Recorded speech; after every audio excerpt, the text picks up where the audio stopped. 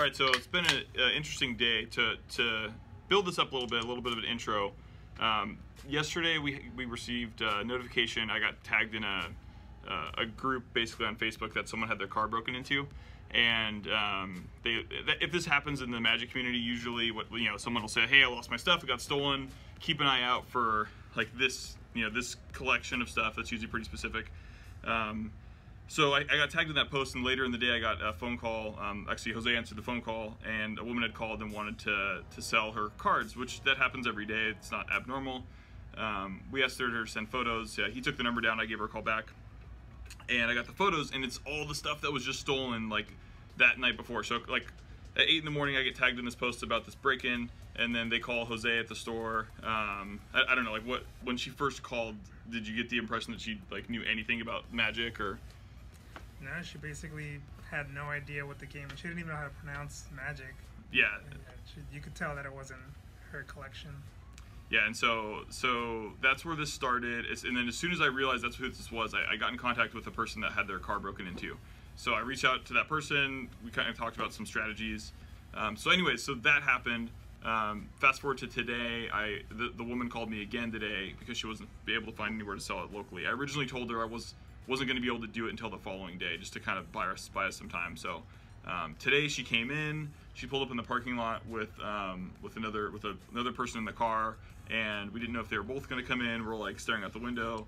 That leads us into the video. So enjoy watching the negotiation. The goal of this negotiation, much different than most negotiations, is me trying to get these cards for as cheap as possible because we're just returning them to the rightful owner.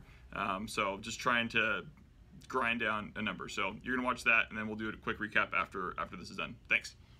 So we're getting ready to buy stolen cards. Pretty sketchy situation, to be honest. How does it make you feel? Nervous. A little nerve-wracking. So they.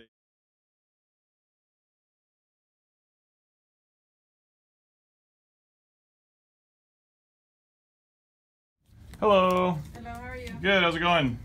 Alright. You're Yes. Who? Where do you want to sit? Right here, school. Yeah.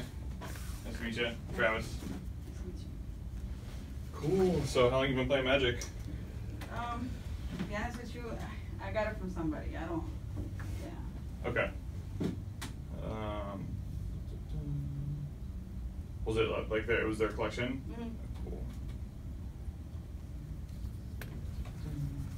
Things are driving out. It's hard for me to leave the shop a lot of times because we get so busy.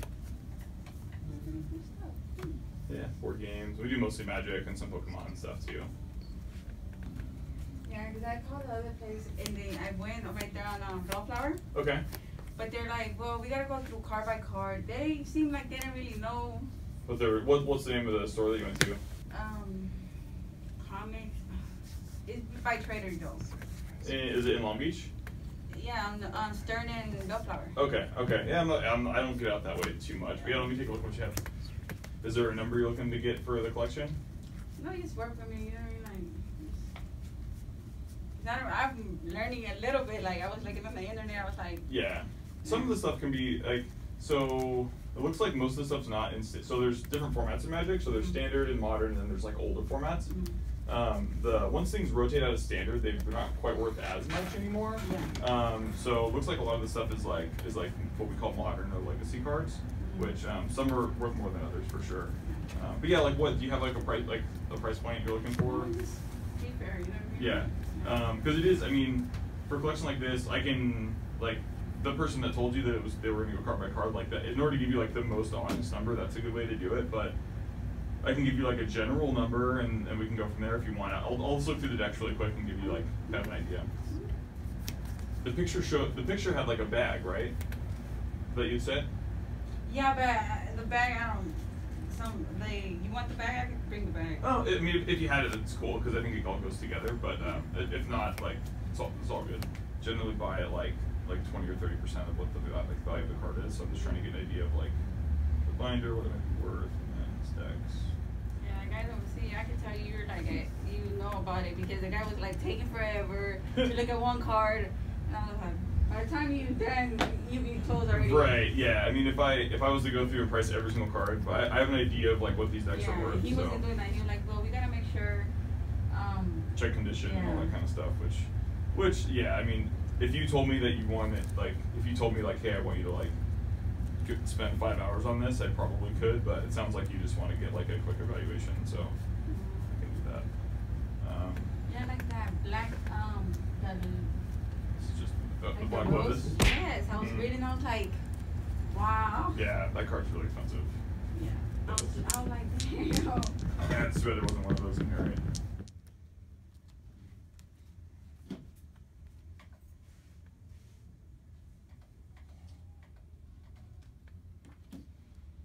So yeah, I think probably the collection all in all is probably in like the 200 to 300 range in terms of value.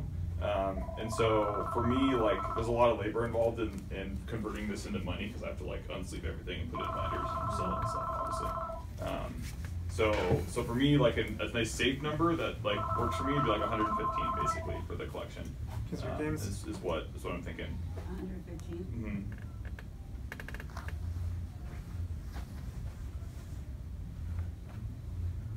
Is there a number you like? That's what like. Is there a number you're hoping to get to? We got it like or about a week ago. At least 2. at least 200? Yeah.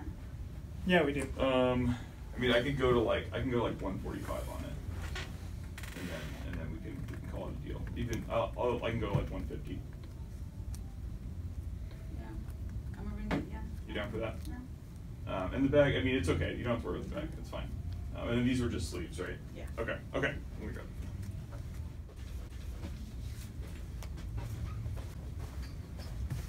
Alright. There you go. All right. Thank you. Yeah. Thanks for your time.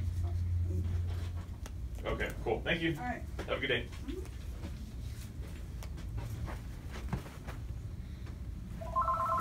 Woohoo! So, you just saw the, closed cam footage, exciting footage of the robber. We don't know if this person's physically broke into the vehicle.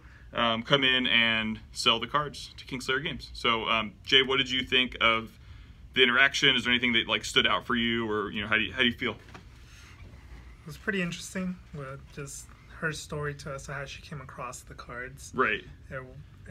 Right away, you could tell that it wasn't a legit story. She couldn't even come up with the words to like.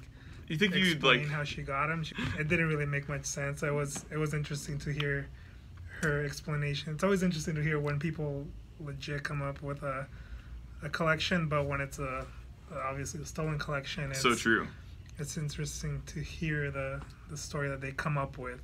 Yeah, it's always like, oh, like somebody owed me money and they gave me the collection. And yeah, we've heard that one a couple times when it's been fake. Yeah, like a Black Lotus or something. Yeah, like, oh, it's a gift. Like, yeah, right. Yeah, so that was the one thing that we've learned, like buying collections, and I learned that from another person in the Magic community. Like, what's their story? Because if they have a legit story, it'll be really natural and easy for them to tell. If it's like, yeah, you could just tell like right away, like there was no confidence in her words, so you could tell like it's not genuine. Right. And then so obviously it's a little bit of a different situation, because if someone's coming in with that collection off the street and it's their personal collection, it would take me hours. It'd take me literally hours to go through and type it all up. We know it's stolen, so it's in her best interest to get out of here as soon as possible, because she's putting herself at risk in case we're like calling the cops or something. So I obviously don't have time to put a fair number together. So, and since we know it's stolen, I want to essentially get this thing for nothing, which would have been nice, but I think that would have been a little unrealistic. So it's interesting to see her reaction to my offer, and I was trying to kick around a number that wasn't going to be too offensive and would still get her, get the cards for us. So I don't know. What did you think to her like reaction from the offer? What did you think I was going to offer? And then what did you think about her reaction?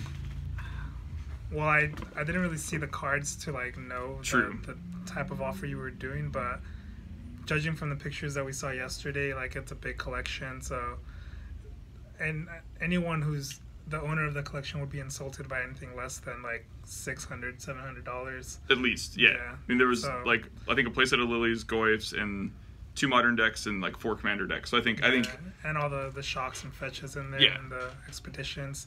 So they would be insulted, but you could tell right away she was trying to just like get rid of it. Like, I don't want to have the more she holds on to it, the more she's at risk. Right.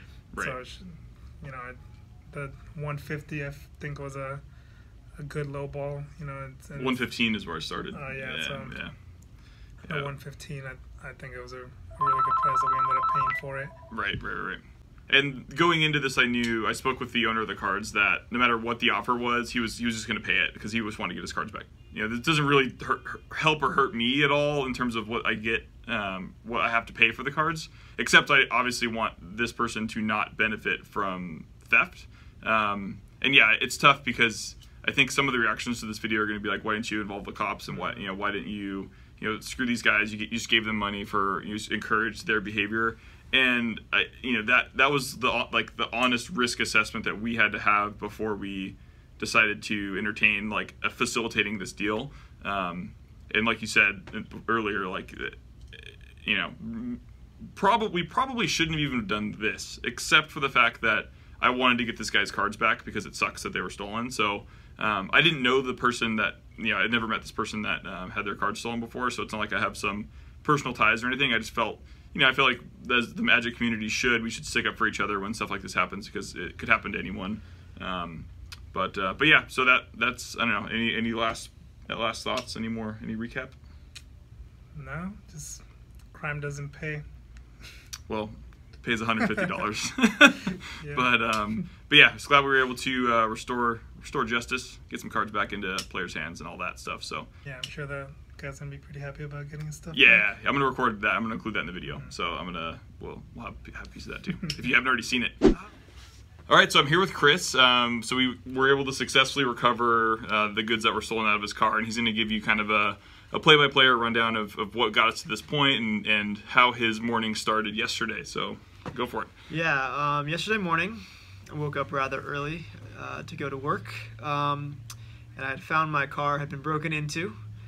I saw the hood of the car was propped open, resting on my battery, and the perpetrator had cut the cords to the battery cables. Was it to keep the alarm from going off or something? It must have been to keep the alarm from going off. Yeah.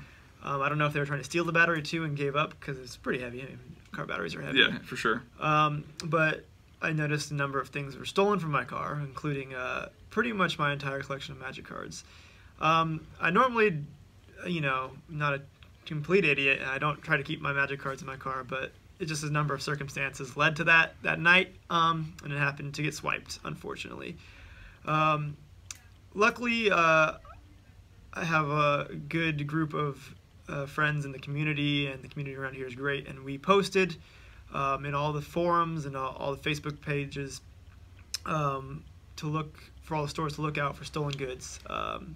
I briefly described the contents and how they were being carried. They're in my case with my playmat, Which is pretty specific. It was pretty specific, this type of case, this type of playmat. So right. That definitely helped for flagging it. Yeah, and I wasn't, optimistic. I thought, the cards are probably gone forever. I figured they would put them on Craigslist or right.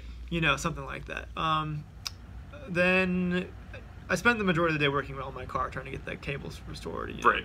And then around, I believe, 5:30, something like that, got reached out by Travis, who told me he had a lead on my cards.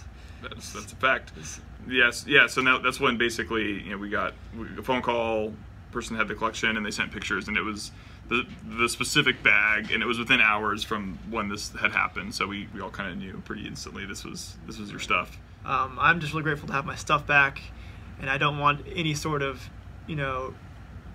repercussions for the people that helped me get my stuff back. That's sweet. Yeah, no, that's basically it. So it was one thing that's really nice about Southern California's Magic community is all of us really know each other. So I've been doing Magic for 2 years in the store, and was able to, I now know from going to GPs and meeting people at different PPTQs and competitive events, or the network, everyone kind of knows each other. I didn't know Chris directly, we'd never met before, but if you go to when I added him as a friend yesterday, we had 9 mutual friends or something. Yeah. So word travels pretty fast, and it was really exciting to see the communication level and the fact that this person had tried to move them so quickly and that we were able to get the cards back. And all in all, we have broken window, a missing iPad, and $150. Yeah. And I don't know if it was probably $3,000 worth of cards. Yeah, it's a good amount, So I think that's a victory for sure that we were able to get that back. Yeah. So I'm grateful, that's for sure. Sweet, cool. Thanks for All right. doing this, Chris. Well, thank you for helping me get my cards back. Yeah. Now you've been to the store, so you Yeah. can play in all of our events. All right,